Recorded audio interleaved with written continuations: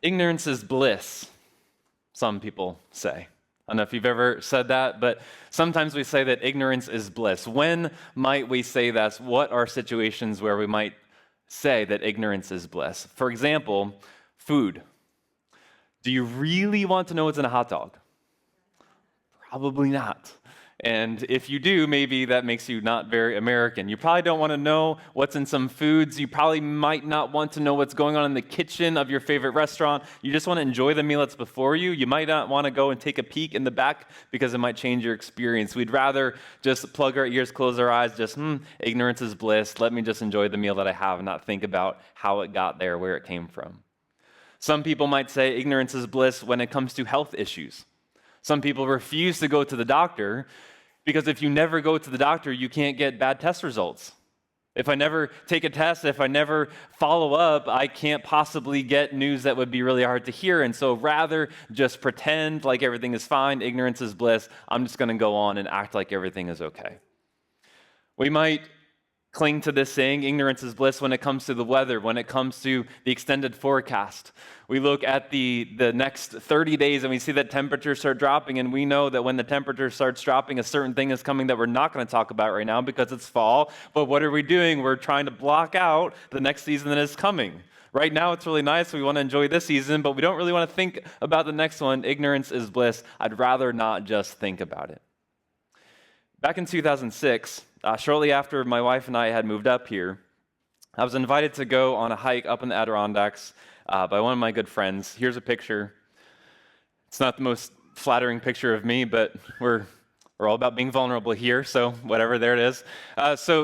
We had this little group. We stayed at a lean-to the night before our hike, and we actually did check the forecast. The forecast for the following day was going to be a couple mild showers in the morning, clearing out, warming up, should be mid-50s, should be a gorgeous day, great day for a hike up in the Adirondacks. So we dressed for a couple sprinkles, a couple of showers in the morning, clearing out, warming up, be a beautiful day in the Adirondacks. Well, the sprinkles never stopped.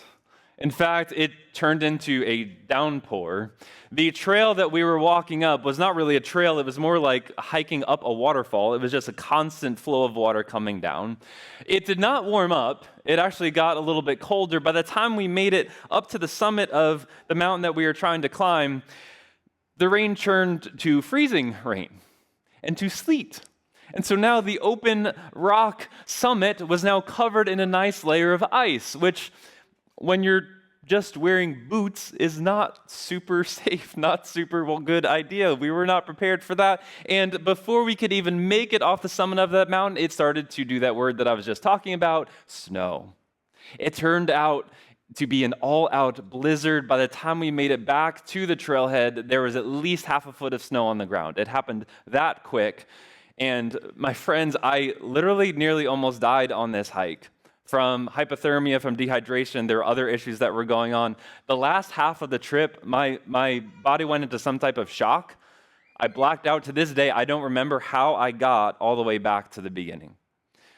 We were not prepared for that. We were dressed, we were prepared, we were anticipating a nice 50-degree sunny day. We are ignorant of what was coming. And ignorance, though sometimes we say it might be bliss, it's actually not. Ignorance is not bliss because it can have very negative consequences. We were ignorant of how quickly the weather could change, how unpredictable the weather is up in the Adirondacks, and it nearly turned really, really, really bad. We might say that ignorance is bliss, but it's really not. And if that is true that ignorance is not bliss, if that's true when it comes to our physical life, then even more so for our spiritual life. Why is spiritual ignorance so dangerous? Well, because if we have not lived a perfect life, or if we have not trusted in Jesus to save us, we stand condemned. The reality is of our spiritual condition, in our natural sinful condition, that unless we are perfect or unless we have trusted in Jesus to save us, we stand condemned, we stand guilty, whether we know it or not. Ignorance does not give us bliss. Ignorance does not make it okay. If I drove 100 miles per hour down 890, If a cop pulled me over, I could not use the excuse, well, I never saw the sign. I don't know. I can't be held liable for something that I didn't know. Ignorance is not bliss. I would still get a ticket even if I didn't know that I was breaking the law. I was still breaking the law. When we all stand before a holy, righteous God one day, none of us can stand before him and say, well, I never saw the sign. I didn't know. Spiritual ignorance is dangerous because whether we know it or not, we stand condemned. And even for those of us who have trusted in Jesus' perfection to save us, there are times where we can still act spiritually ignorant when we only follow Jesus when it's convenient for us. When I only sprinkle some Jesus into my life, when he fits my agenda, we can still act spiritually ignorant, and that's as dangerous as wearing an Adidas windbreaker in the middle of a blizzard. It leaves us very ill-prepared for life. It is a very dangerous situation to be in. We might say that ignorance is bliss, but it's really not. If you're feeling a little bit uncomfortable, join me, because this is a little uncomfortable. We don't like to be confronted with our ignorance. We like to think that we know best. We like to think that we're prepared. We don't want to think about some of these eternal spiritual implications. And maybe in that discomfort, we might be, or maybe those we know might be tempted to go back to just thinking, you know what, I'm just going to plug my ears, I'm going to close my eyes, I'm going to pretend and just go back to ignorance. Ignorance is bliss. I'd rather not know this. I'd rather not have to think about it. I'll just go back to that. But before we do that, hear this. Following Jesus is the only true bliss. Ignorance might be bliss sometimes. It might be blissful when it comes to our food, or maybe to our health, or maybe to the weather, but all of that falls short. Following Jesus is the only true bliss. This is the life-transforming truth that we're going to see today as we continue our study of the 7 I am statements that Jesus made. This morning, the passage we're going to be in is John chapter 8, one of the 4 accounts of Jesus' life, Matthew, Mark, Luke, and John. John was a witness to what he recorded. He documented this evidence of Jesus' life after Jesus had risen from the dead, had gone back to heaven to prove to his readers that Jesus really was who he said he was, that Jesus was the Son of God. And here in chapter 8, what we're jumping into is the middle of this huge conversation, 160 verses worth of conversation between Jesus and the religious leaders who opposed him. They were called the Pharisees, and they were just out to deny him, to not believe in him, and there's this ongoing conversation, and in that conversation we come to John chapter 8, where Jesus declares his second I am statement. John chapter 8, verse 12 says this, Jesus spoke to his audience, which included the Pharisees, saying, I am the light of the world. Whoever follows me, Jesus said, will not walk in darkness, but will have the light of life.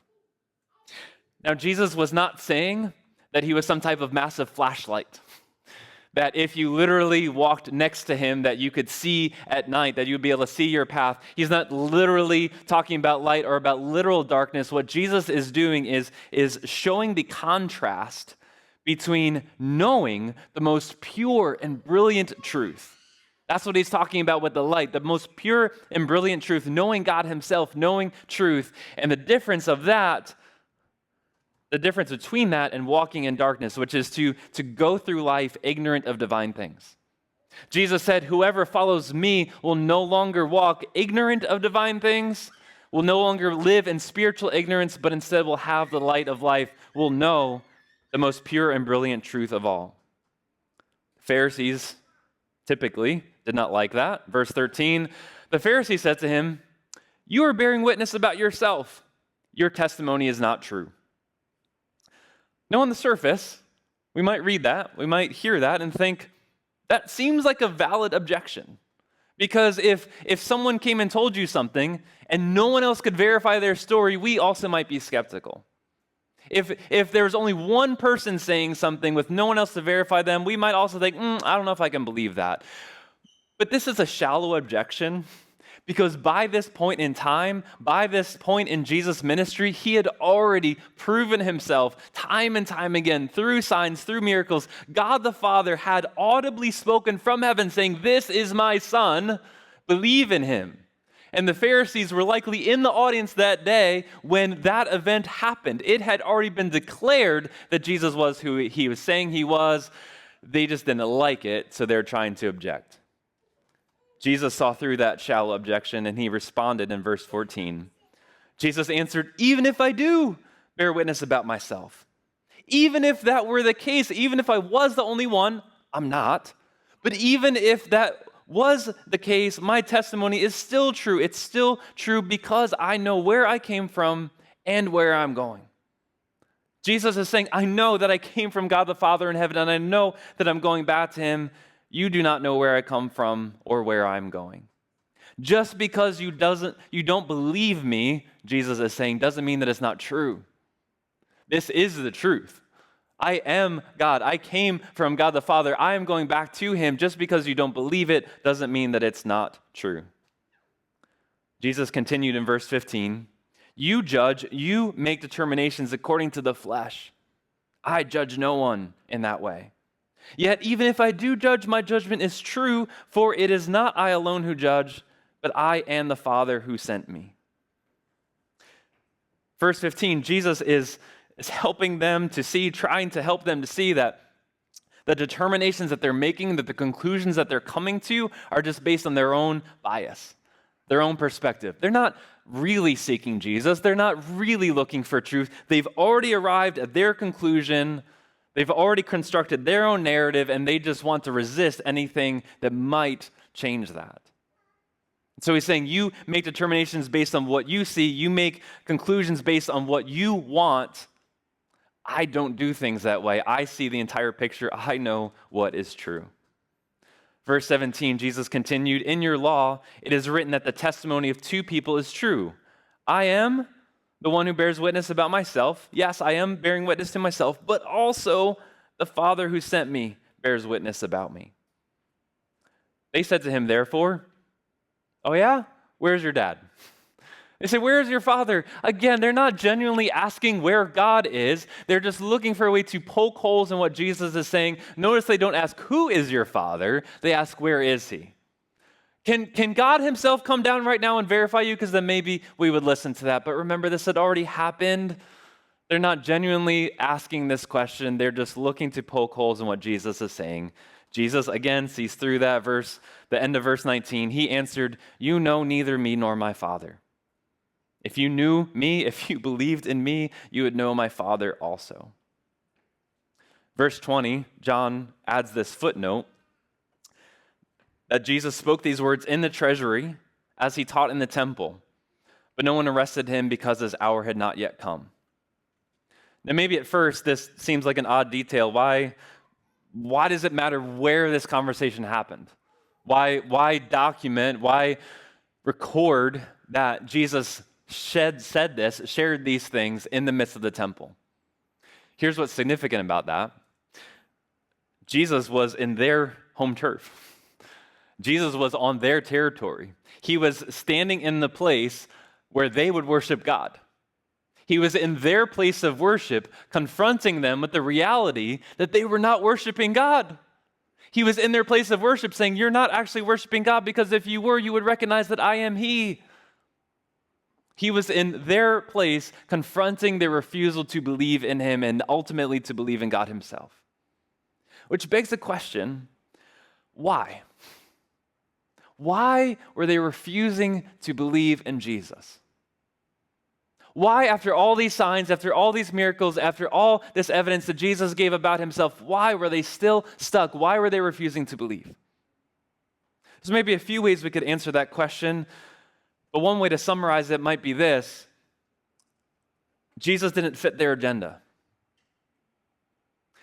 They had an expectation of what this Messiah would look like, of what he would do for the country, of what he would do for their people, of what he would do for them. They had a really elevated place in society, and they wanted Jesus, they wanted whoever this Messiah was to elevate them even further, to make them even more prominent, and Jesus was not doing that. He was doing something quite opposite, and they didn't like it.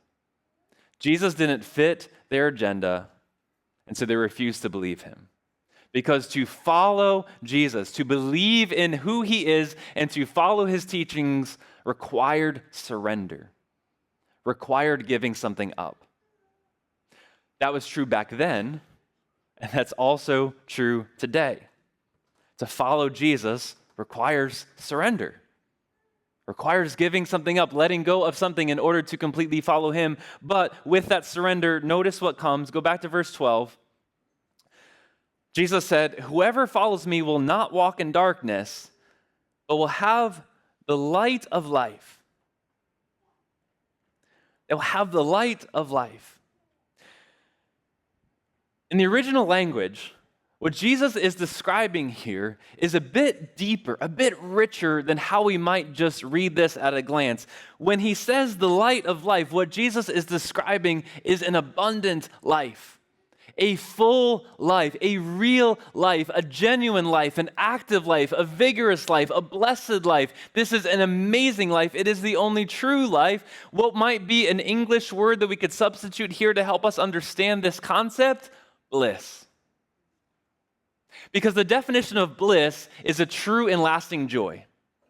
Sometimes when we use bliss, we think about that as just happiness or as just a temporary pleasure, but it's not. The definition of bliss is a true and lasting joy. What Jesus is saying is that whoever follows him will not stay stuck in spiritual ignorance, but will have an abundant life, a full life, will have true and lasting joy. My friends, following Jesus is the only true bliss.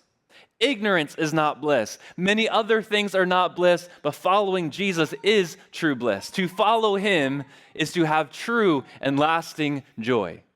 Now, time out. That does not mean that following Jesus is always easy.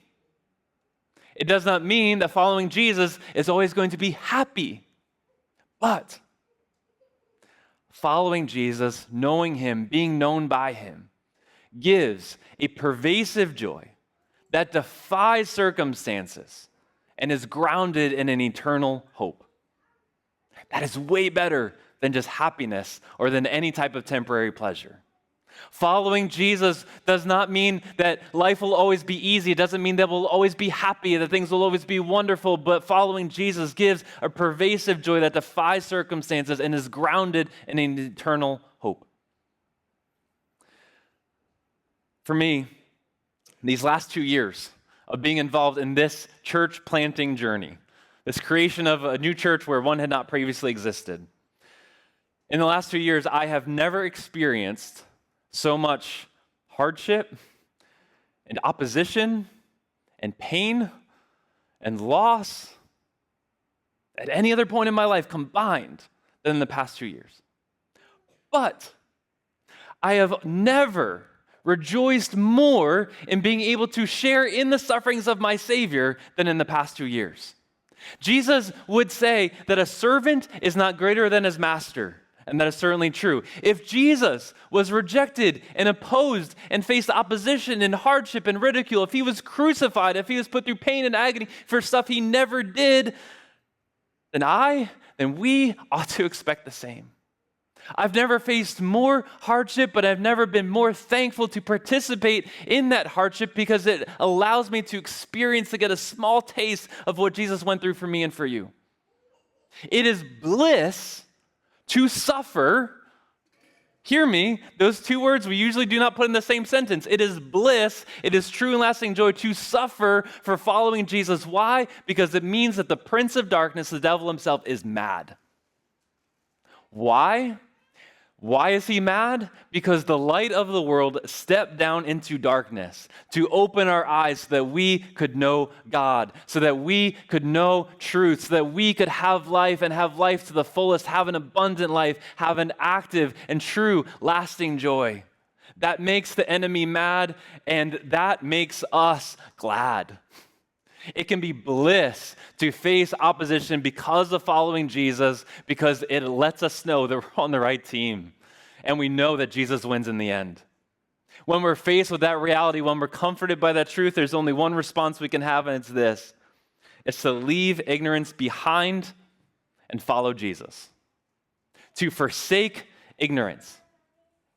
To flee ignorance, to step out of that spiritual ignorance, to step out of that darkness and to follow Jesus, the light of life.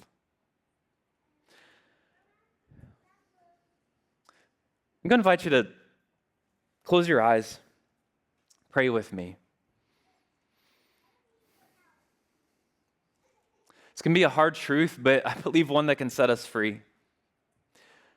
More than listening to me, I want all of us, myself included, to listen to God. There's two audiences in this room. Maybe as you're sitting here this morning, you've never admitted your spiritual ignorance. You've been trying to figure things out on your own. Been looking to other things, other ideas to give you purpose and spiritual security. Right where you are, you don't need to do this out loud. But if that's where you're at this morning, I invite you to just call out to Jesus. In your heart, cry out to the light of the world.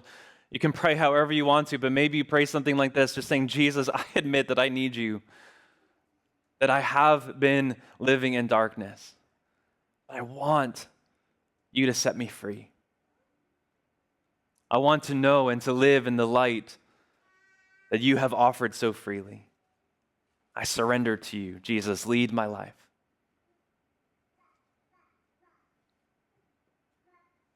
If that's where you're at this morning, cry out to Jesus and let him set you free.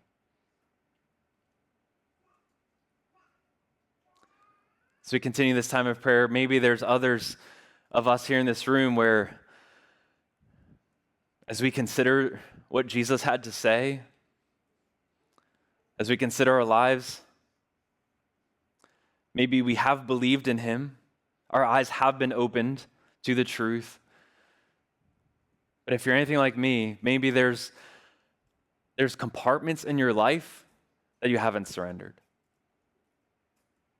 Maybe we're mostly following Jesus.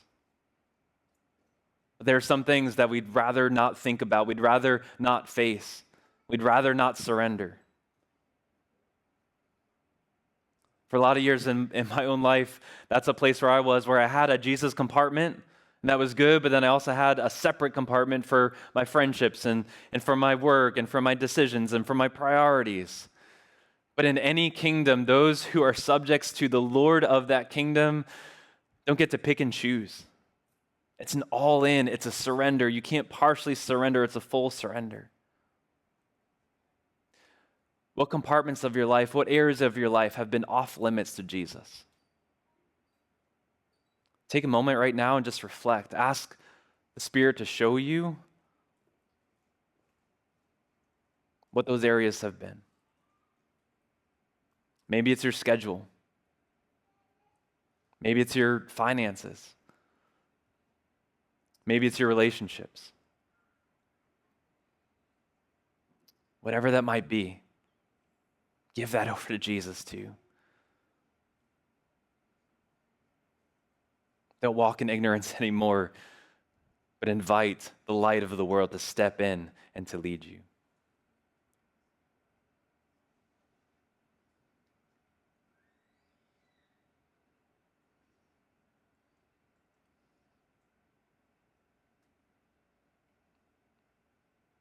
Jesus, we worship you for being the light of the world.